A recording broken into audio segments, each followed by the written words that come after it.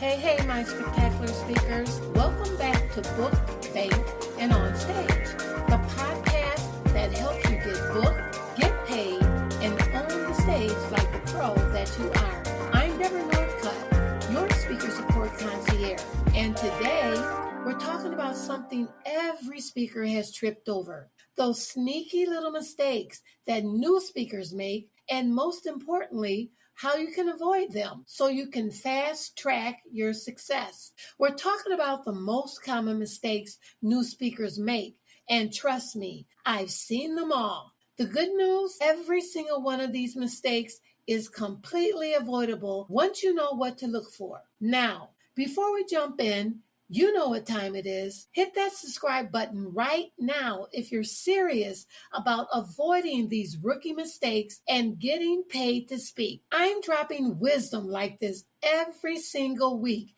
and you don't want to miss a beat. Before we dive in, I've got 3 quick asks for you. First, hit that subscribe button so you never miss an episode.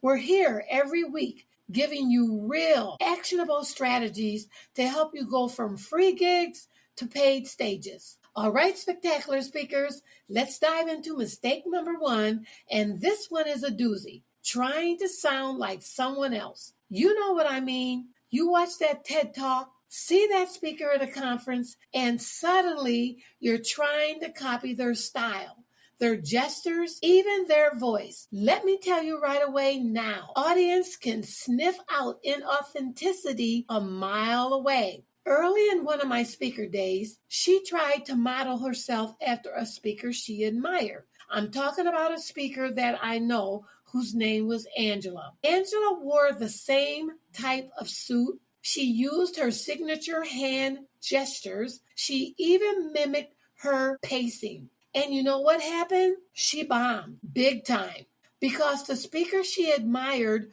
wasn't her. She was trying to force fit herself into a mode that wasn't her. Tip to avoid this: embrace your quirks. Your audience connects with you, your stories, your voice, your way of connecting. Instead of asking, how can I sound like that speaker? Ask, how can I show up more like me on stage? And while you're soaking that in, don't forget, if you're enjoying this episode, please leave us a review. Your reviews help more speakers like you find this show, and it means the world to me. All right, let's move to mistake number 2. Death by PowerPoint. Raise your hand if you've ever sat through a presentation where the slides were crammed with paragraphs of text, tiny charts, and enough bullet points to fill a novel. Yeah, we all been there. And guess what? It's a surefire way to lose your audience. Slides are meant to support your message, not be the message.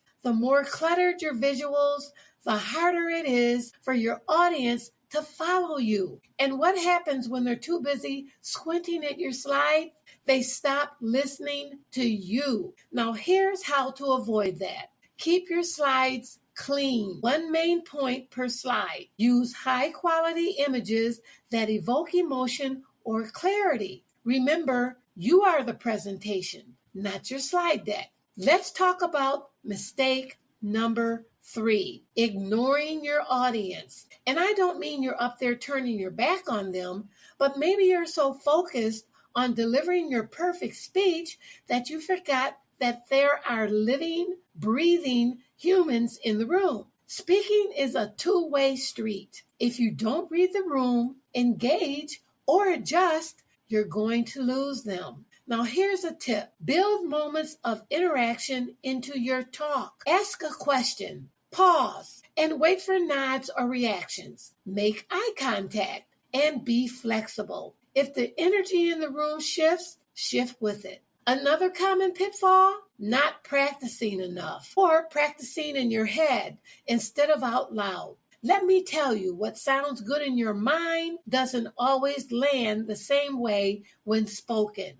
You want to feel your talk in your body. Record yourself. Watch it back, no matter how painful it may be. Notice your filler words, your pacing, your energy. Great speakers aren't born. they're rehearsed. And mistake number 5. All right, spectacular speakers, let's dive into the last mistake.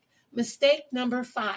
Trying to cram your entire life's work into one 45-minute keynote. I call this the kitchen sink syndrome, and it's epidemic among new speakers. You got so much valuable content, so many insights, so many stories that you think, I need to give them everything or they won't get their money's worth. Wrong, so wrong. Here's what actually happens when you do this. Your audience gets overwhelmed, confused, and walks away remembering absolutely nothing. It's like trying to drink from a fire hose. Nobody wins. The fix is simple, but not easy. Pick one core message, one transformation, one big idea that you want your audience to walk away with. Think about the most memorable TED Talks you've ever seen. They don't try to solve world hunger, climate change,